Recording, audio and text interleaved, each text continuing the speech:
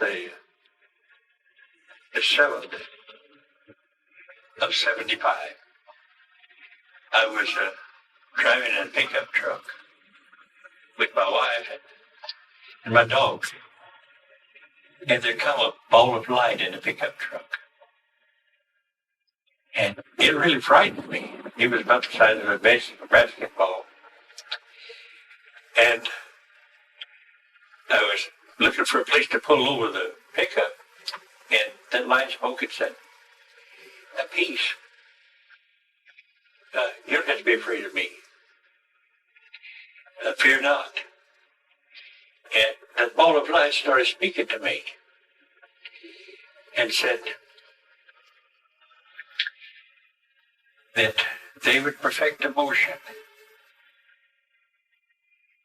from one place to another. And they would perfect devotion as they did in the Old Testament. And he told me the many different things that they'd perfect in devotion. Like the saline solution, like throwing your baby into the arms of a red-hot idol, Malak. And another is where they partial birth abortion, where they just pull the baby apart.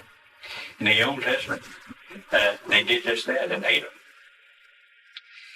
And so he was saying that I'll begin to judge when they release an abortion pill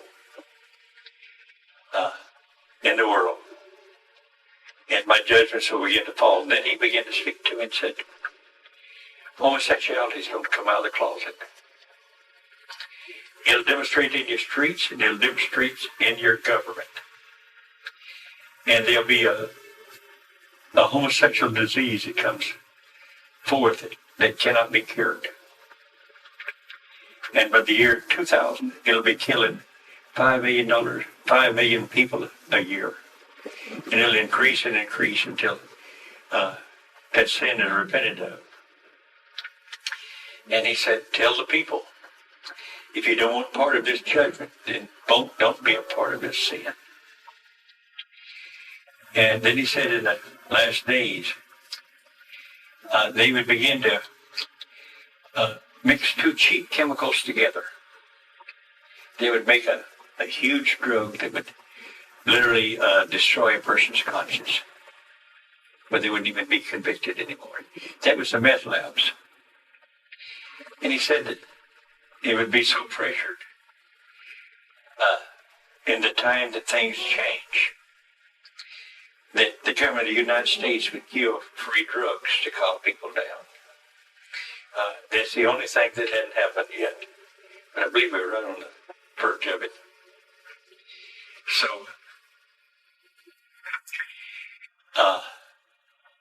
I got home and unpacked, and a demon appeared to me and said, if you tell anybody that prophecy, I'll kill you. Now go on doing the thing you are, praying for the sick and all those things, I'll leave you alone. But if you tell them that prophecy, I will kill you. And I told him, I'm not your property anymore. I'm not afraid of you. So, on August 8th of 75, I had some calls with the phone that wanted me to give what I just got in that revelation about what would begin to take place from that time forward. So I spoke to them.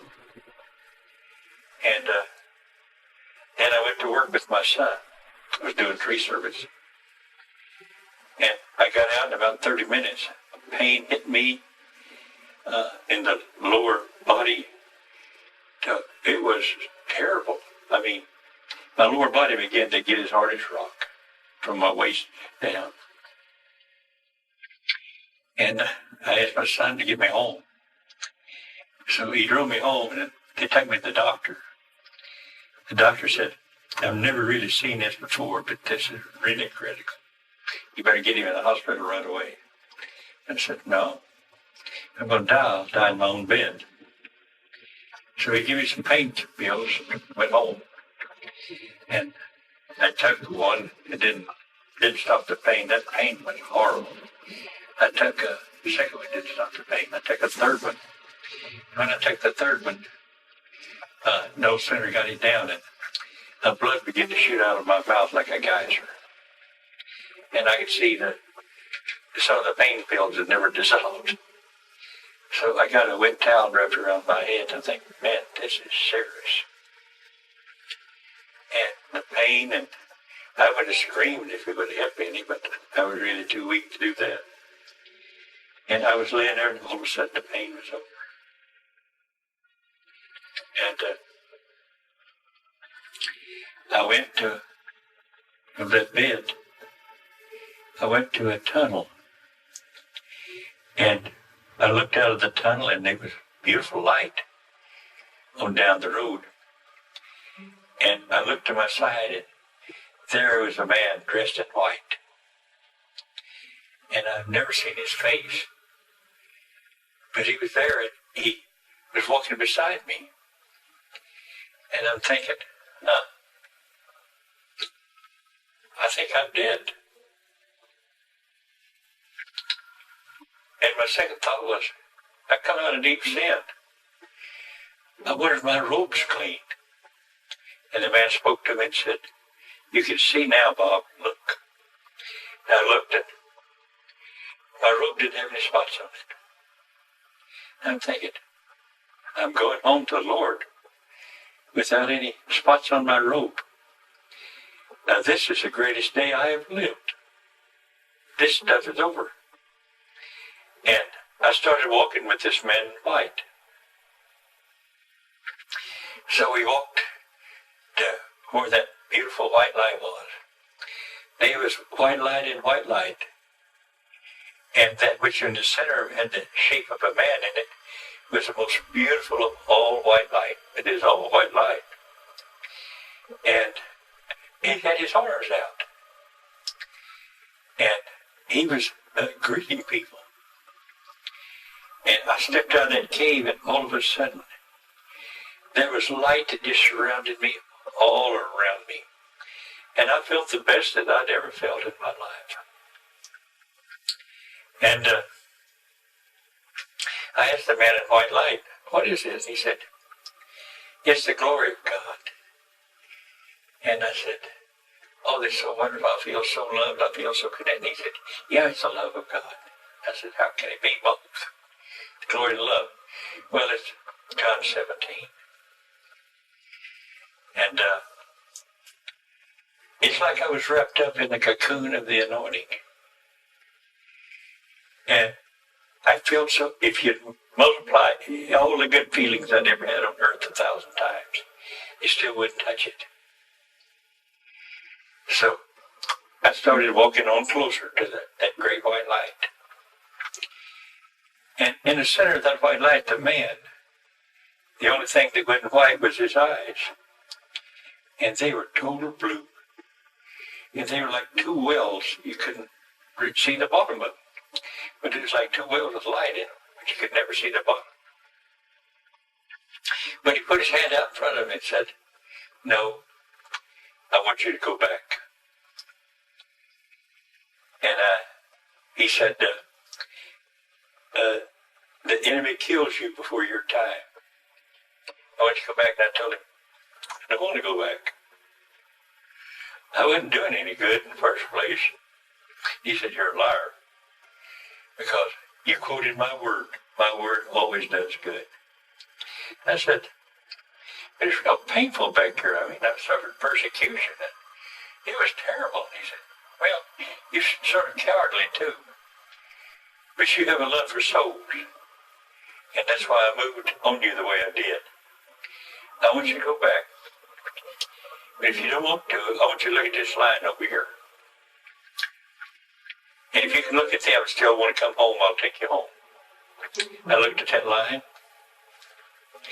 and that old Baptist in me sort of rose up and said, I go back for one soul, Lord.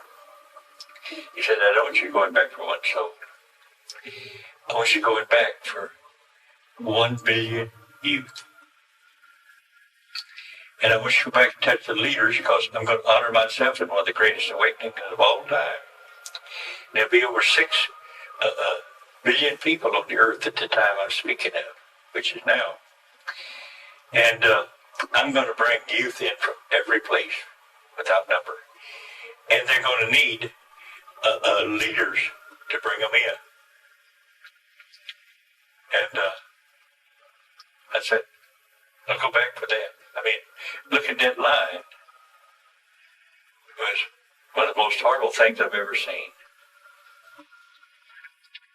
And so, all of a sudden, I was back. I was looking down at my body.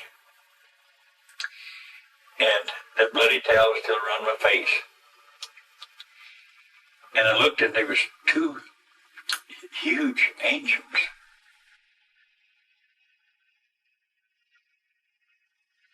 Back in '83, I'd give Mike a word. Well, several things I'd given him. And one was that the Truman Farm will be given to you. And all of its land. Well, they didn't believe it. But 2 years ago, they believed it. And I'm sure you now know that it belongs to the Nile. And it will probably be the biggest house of prayer in the world. And it'll hold more than 5,000 youth, all of them dedicated in prayer. So, at 3 o'clock in the evening, on July the 3rd, I was sitting on my back porch, and the Lord entered in His presence, and sat down at the table. Then He showed me the golden ark, the glory of God.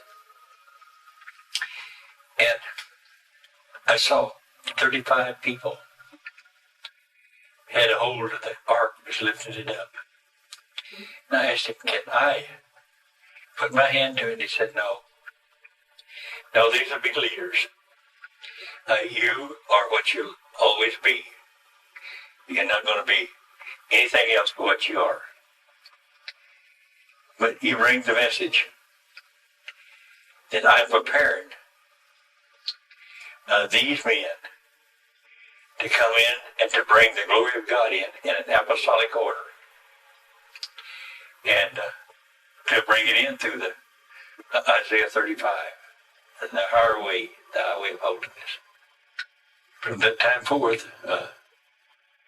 He began to prepare people. I think some of the people that He was calling to be are like newborn babes. But I believe that they are getting ready to reach that 30 now in maturity. And when they do, you'll see the glory.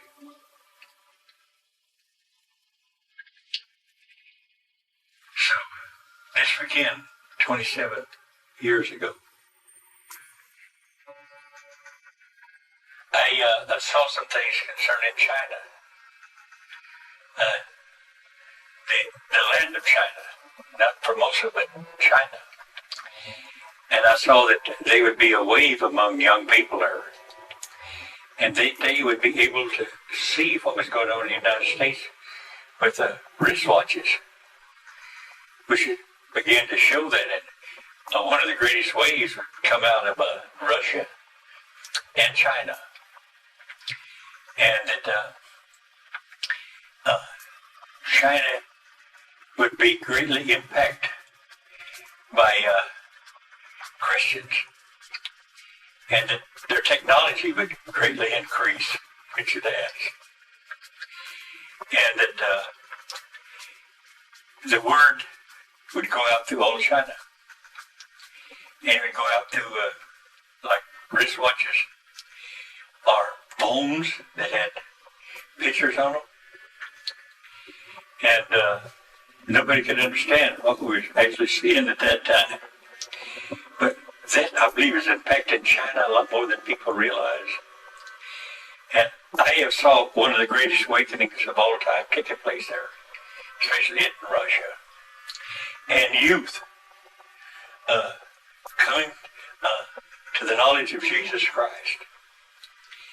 And they become like a youth army that wasn't afraid of dying. And that they would actually raise up in China. At that time, nobody could understand it. Nobody believed it. I did because I saw it.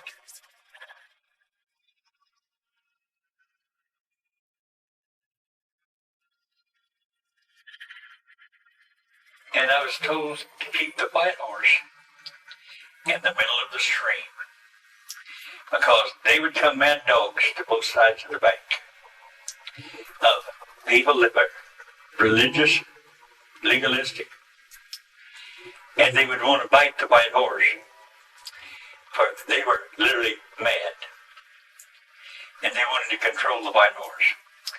My job was to keep the white horse in the middle of the stream, where the mad dogs couldn't get to her. For you see, mad dogs can't cross water. They can't cross into the spirit man. And